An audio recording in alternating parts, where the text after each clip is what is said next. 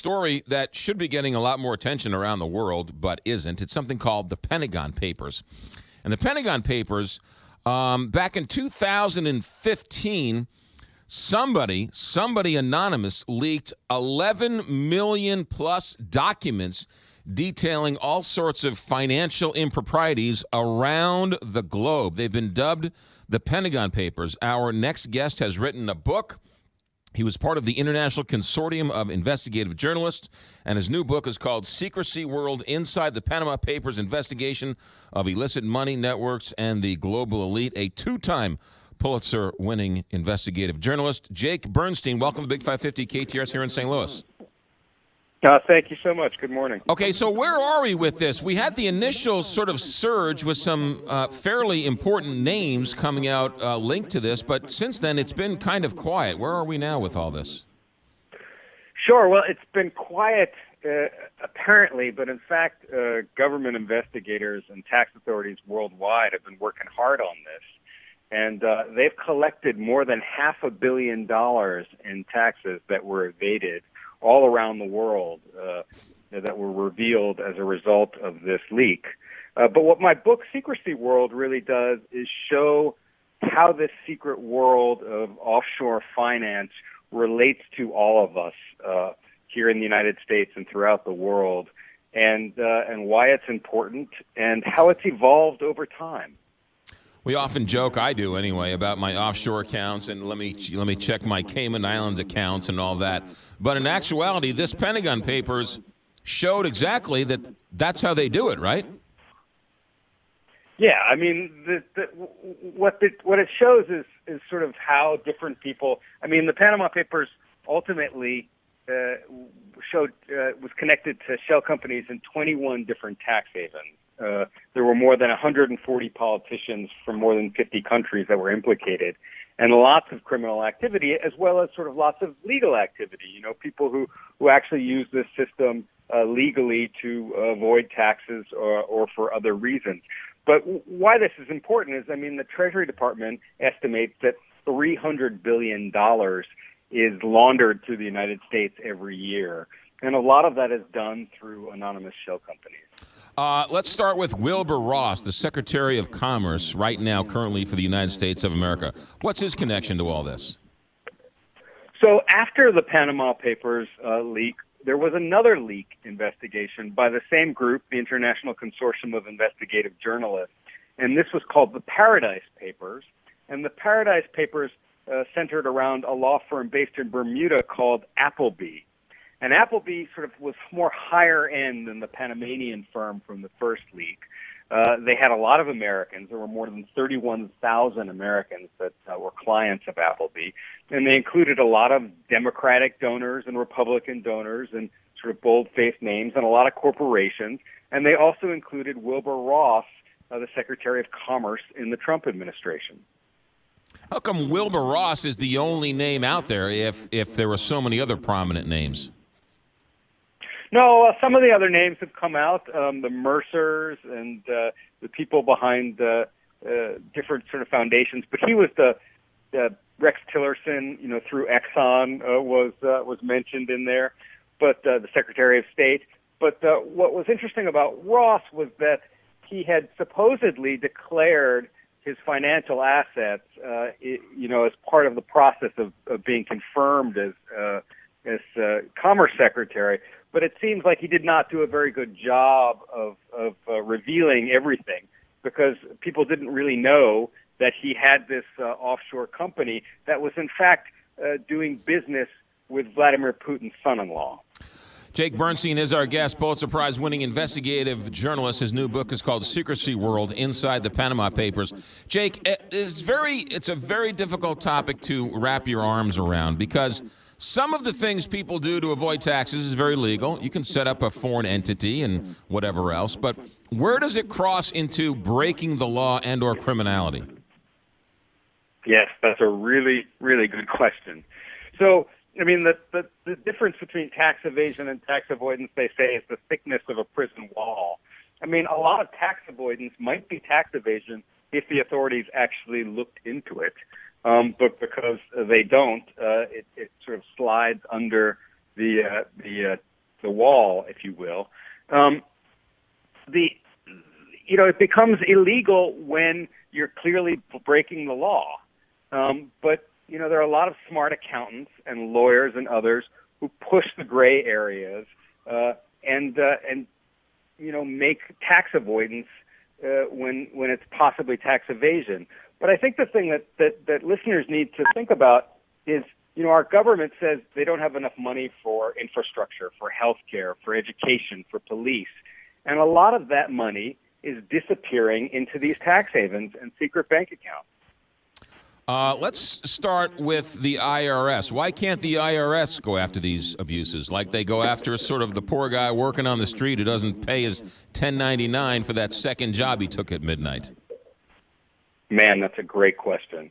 So I have a chapter in my book, Secrecy World, about this extraordinary IRS agent named Joe West, who actually did investigate the offshore system. His superiors allowed him the time to do a research project, and he came up with a whole menu of different strategies where the IRS could go after American tax evaders.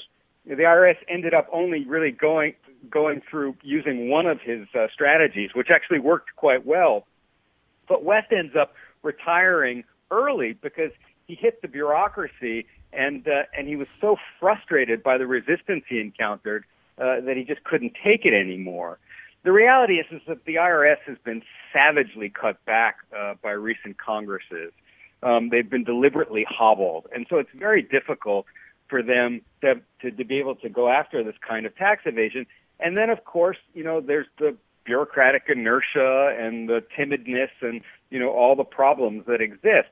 So that's a big reason why the IRS has not been more proactive about this and going after the places where the real money is, which, as you say, are the mega millionaires. Jake Bernstein is our guest. The book is called Secrecy World. Now, Jake, 11 million documents were released by a nameless, faceless person, right? They were just dumped on a digital desk somewhere, right? Yes, the leak actually started as a dribble and then became a torrent. It came through to a German newspaper called Süddeutsche Zeitung, which is based in Munich. And they were the first to receive it. It had actually been offered to the New York Times, but the reporter at the Times didn't really realize what was being offered and was sort of lukewarm. And so the leaker then moved to Süddeutsche, and Süddeutsche quickly recognized what was going on, and they teamed up with ICIJ, the International Consortium of Investigative Journalists, which ends up roping in more than 340 journalists around the world who all published simultaneously what they had found in this leak. But yes, we still don't know exactly who the leaker was. Now, or leakers. You were part of that international consortium of investigative journalists, and you sat in the room and you read all the stuff. What does it say? What do these Panama Papers say about Vladimir Putin? I wish I could say that I read right. all, but I read a lot, that's for sure. We found something which is quite extraordinary, and is sort of journalists have been looking for a long time. There's been a lot of speculation that Vladimir Putin is one of the richest people in the world, that he's a multi-billionaire. But no one had ever really been able to prove that. And what we found was a circle of offshore companies around Vladimir Putin that had been set up by someone in the Treasury Department called Putin's personal banker, and included several companies that were ostensibly owned by the godfather of Putin's eldest daughter, a classical musician who has no business experience. Before this, he had no financial profile whatsoever, and yet he was the owner of companies that were involved in very complex financial dealings, including the potential takeover of Russia's largest truck manufacturer. And we found a bunch of companies that were, using payoffs, between other companies, and companies that were taking money from Russian state-owned banks, amounting to more than $2 billion. So it really allowed us to see exactly how the top echelon of people around Putin, and possibly Putin himself, are moving money quietly and secretly. The book is called Secrecy World. Jake Bernstein is our guest. Any connection or any hints of any connection between the Pentagon Papers and the Secrecy World that you write about in the book and Robert Mueller's investigation of the finances as he continues his work? Boy, that's a really good question. I mean, we're going to have to wait and see exactly what Mueller comes up with. But what we've already seen, he's done an indictment of Paul Manafort, Donald Trump's campaign manager, and Manafort was an expert user of the Secrecy World for allegedly money laundering, including setting up anonymous shell companies and secret bank accounts in Cyprus and other places. So I think that Mueller is very focused on this, very focused on how this works.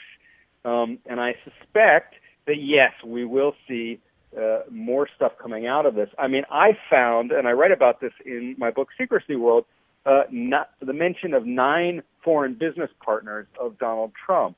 And they're involved in all kinds of alleged illegal activities, including prostitution and bribery in West Africa and tax evasion and other things. So, I suspect that Mueller is very focused on this kind of stuff. I know this is sort of still percolating, but some of the names that have been caught have been sons of kings. I know Kofi Annan's son was involved. Margaret Thatcher's son was involved. You mentioned Vladimir Putin's, nieces and family members and so on and so forth.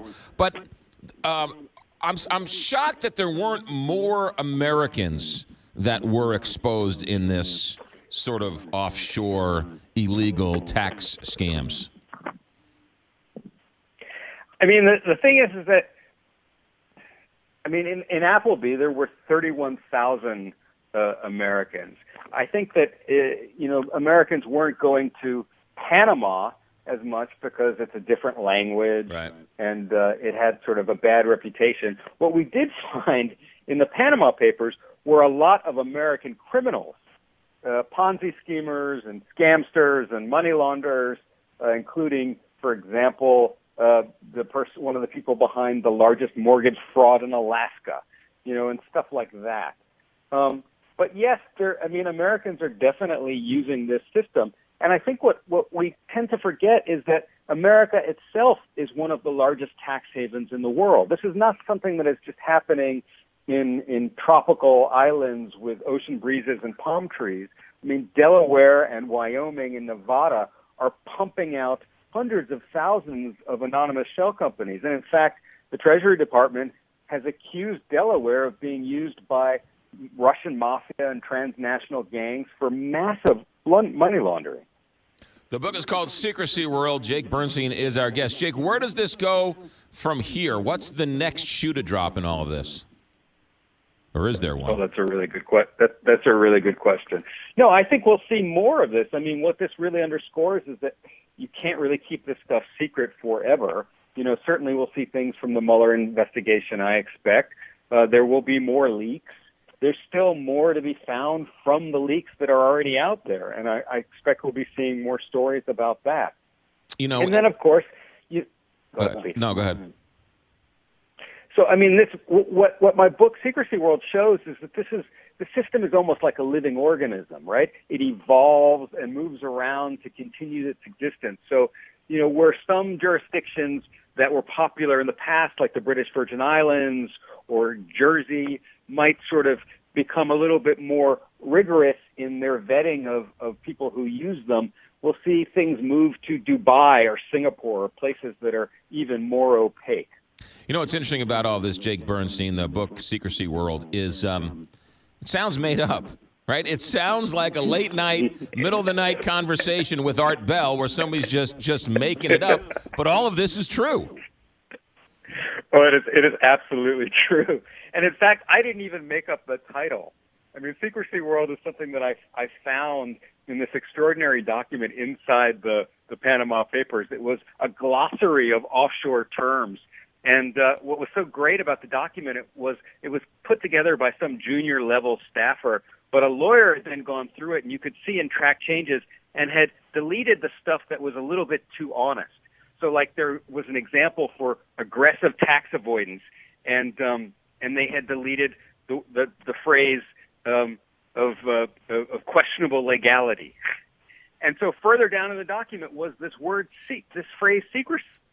And it basically was what encompasses the entire offshore system, the intermediaries, the lawyers, the accountants, the tax havens, the secret bank accounts. It was one phrase that covered it all, and it just leapt out to me. So yes, it is not made up. This is an underground river of cash that flows through the global economy, and thanks to these leaks, we can really see it for the first time at the macro level. Published by Macmillan, the book is called Secrecy World, Inside the Panama Papers, Investigation of Illicit Money Networks and the Global Elite. Blake Bernstein, thanks for checking in. Good luck with the book.